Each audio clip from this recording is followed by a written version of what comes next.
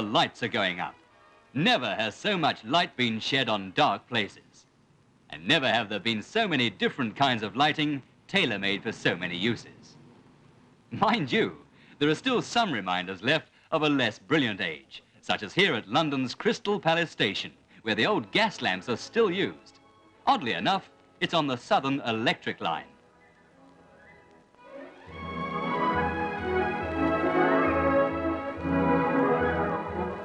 Behind the great lighting revolution that's taking place today are thousands of highly skilled lighting engineers and research workers.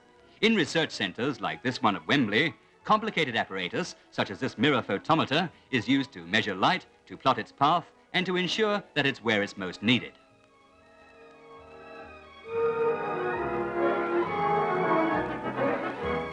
Ten years ago, for instance, most offices in Britain had lighting like this, 7 lumens a square foot in light measurement. Today, most office workers use up to 20 times as much light. Here at the British Lighting Council, the secretary can adjust her light to suit her needs, as much as 150 lumens. And the Illumination Engineering Society has drawn up a lighting code which lays down the minimum lighting necessary for almost every kind of job. Back at the research centre, they've a room simply packed with lamps for every conceivable use, about 2,000 different types, shapes and sizes.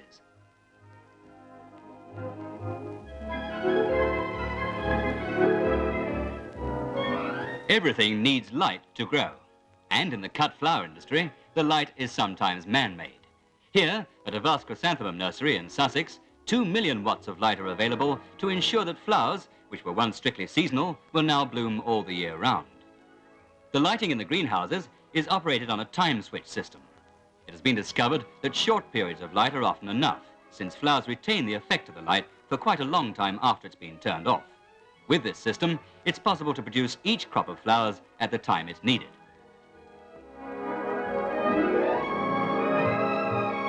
The production of the electric light bulbs themselves begins in immense glass factories like this one at Doncaster. The glass is made from soda ash, limestone and sand. Once, each bulb was blown into shape by a glass blower. Today, on this highly automatic machine, 40,000 lamp bulbs are blown every hour.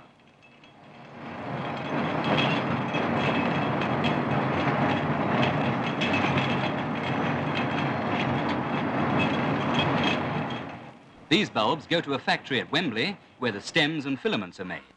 The filaments are made of tungsten, which is put in powder form into a mould to produce a tungsten bar. A current of 3,000 amps of electricity is then passed through the bar. This process fuses the atomic particles in the powder and hardens the bar into a solid crystalline structure.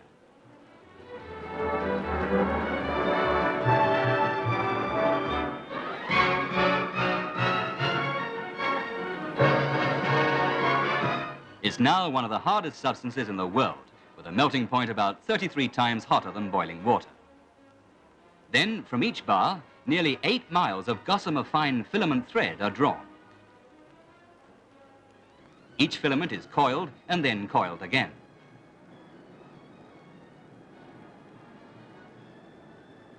The filament is so delicate that it has to be blown, or rather gently wafted into its final position by a current of air.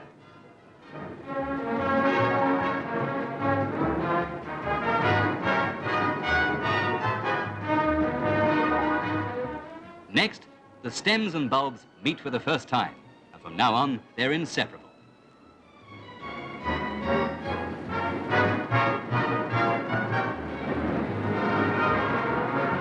They're fused together,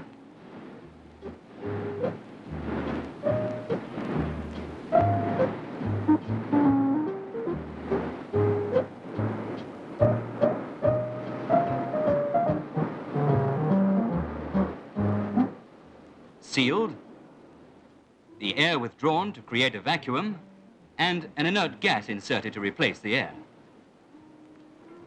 If air were left in the bulb, the filament would soon burn out.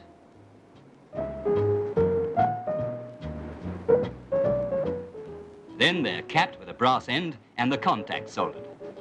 Now each of these lamps is good for at least 1,000 hours of efficient light, and each is given a double test just to make sure it's in working order.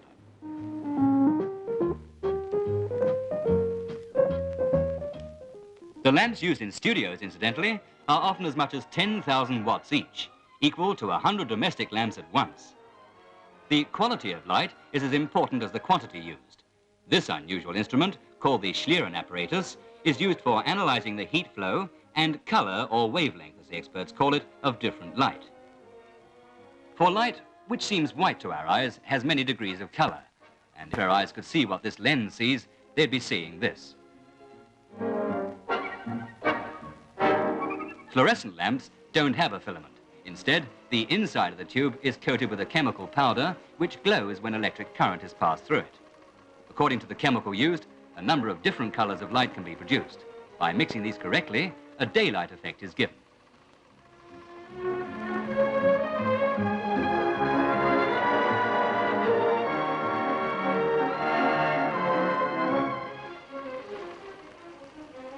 Fluorescent lamps give between 4 and 5 times as much light as filament lamps for the same amount of electricity consumed.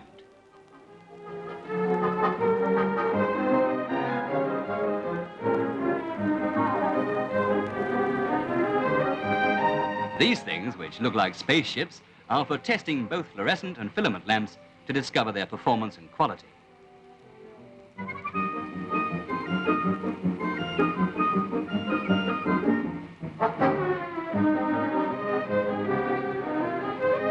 The results of the tests are automatically recorded on punched cards. These are fed into computers which analyze the results. All light glare, say the experts, is bad. One of the biggest lighting problems is how to combat glare. New shields are always being designed to stop glare without lessening the light value. And tests are given to the shields to see whether they've achieved this. In this test, surprisingly enough, the left-hand shield is letting through as much light as the right-hand shield.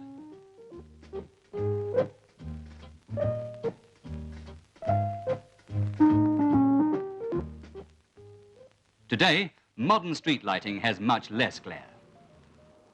The great flashing light at the Lizard compares in power with all the lights of a town rather smaller than Blackpool, where the illuminations are world famous.